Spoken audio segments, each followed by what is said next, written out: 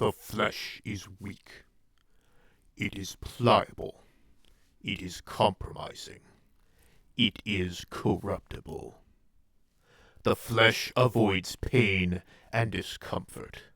The flesh seeks pleasure. The flesh is dead weight upon the will of humanity. It is an obstacle to be overcome. I have seen it proven again and again. The arch-traitors who destroyed their bonds of kinship in pursuit of these debaucherous pleasures. We destroy them with hands of iron and hearts of steel. Even now, their raiding party emerges from the dark side of the moon orbiting Arceus to fall on us, in what might be considered an ambush. They outnumber us, and if they had the wit, they would simply destroy us with their superior firepower. But no, they want to take captives for their perverse pleasures. Such is their weakness. They have 3 cruisers to our 1, but we managed to destroy 1 before they are close enough to board. We make them regret their foolish decision. Our weapon and propulsion systems have been disabled, and we instruct our serfs to rig our remaining munitions to detonate if we should fail to repel them.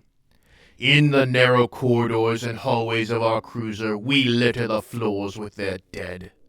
Mad cultists that are forced into the fray by the twisted lords they serve. Our augmented serfs prove the superiority of the Way of Iron.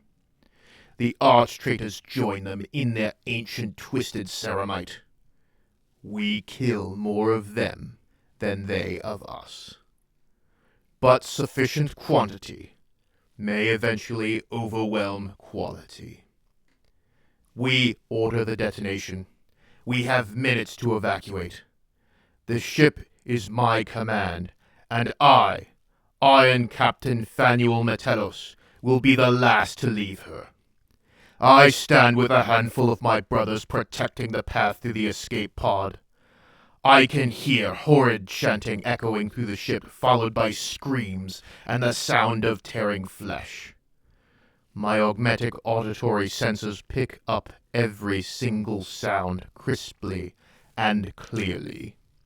I fire my storm bolter down the hallway as the hordes press in. We have a minute remaining.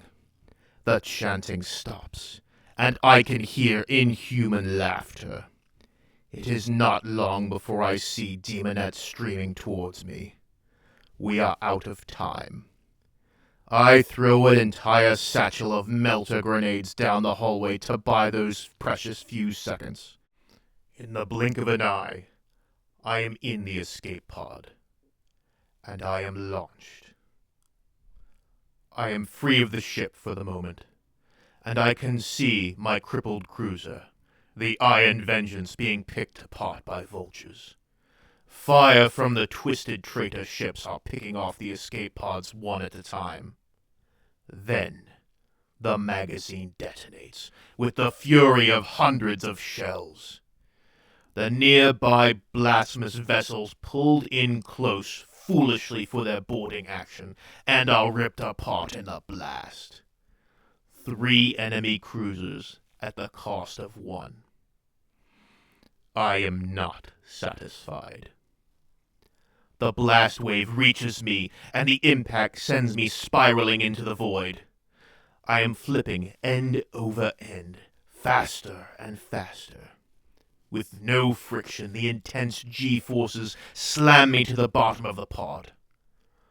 I am resilient, for I am iron. But I am still human. I still have a brain, and my brain is still nourished by oxygen-rich blood. Despite my powerful heart and resilient body, I can feel myself begin to lose consciousness. A mortal man would have simply been liquefied by these forces. Still, as I black out, I cannot help but contemplate the frailty of my organic components. I do not know how long I drifted, but when I awoke, I was alive. I have landed. I began doing a diagnostic on my body to see how much damage I have suffered. Some superficial cracks and pocks mar some of my armor plating. A few systems need to be recalibrated, but I was largely uninjured. There was nothing I had experienced that couldn't be repaired with the emergency kit in the pod. The only thing I experienced that could truly be called pain was my head. The flesh is weak after all. I emerged from my pod to an unfamiliar sky. I had a passing knowledge of Arceus and its moon, but I do not recognize this place. Arceus was a civilized planet where most of the organic habitats were carefully managed by the populace. It was a soft little place built for comfort of the flesh. I observed my surroundings. I could see a thick blanket of snow covering the mountain peak that I crash-landed on. Wind whipped past me. I feel no discomfort, but I know well enough that such an environment does not exist on Arceus. So where in the Emperor's name was I? And what of my brothers?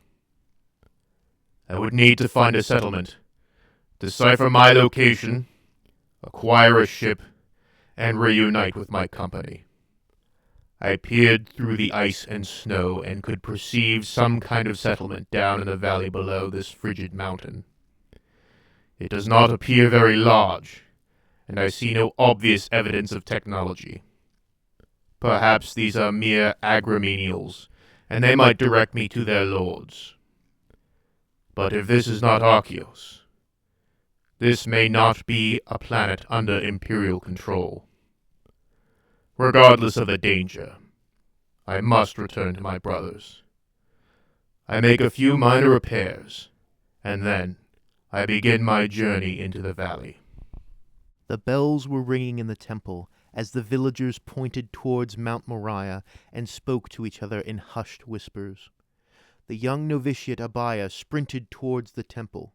He burst through the main doors and ran to the sanctuary where the old priest Methuselah sat in meditation. "Master, it is as the ancient texts foretold. The Father of the Stars has smote Mount Moriah. You can see the smoke still rising from the summit." The old man remained silent. Abaya quickly muttered a prayer of apology for passing into the sanctuary without purification. The over-eager novitiate began to remove his sandals and go through the rite when his master bowed, blessed himself, and emerged from his meditative state. "I shall observe the signs. Not every extraordinary or surprising thing is the hand of He who protects us all. However, if what you say is true, then the great Master of Man may have blessed us and sent his mighty golem to be our protector, as the texts foretold." No man do they call me, my mother and my father, and all my comrades as well. Thank you all for listening to the first story in my new Iron Hands series. If you enjoyed this story, please drop a like and leave a comment telling me what you thought. If you are new to this channel, please consider subscribing. And if you would like to support me, there's a link to my Patreon in the description. Thank you all very much for watching. No Man out.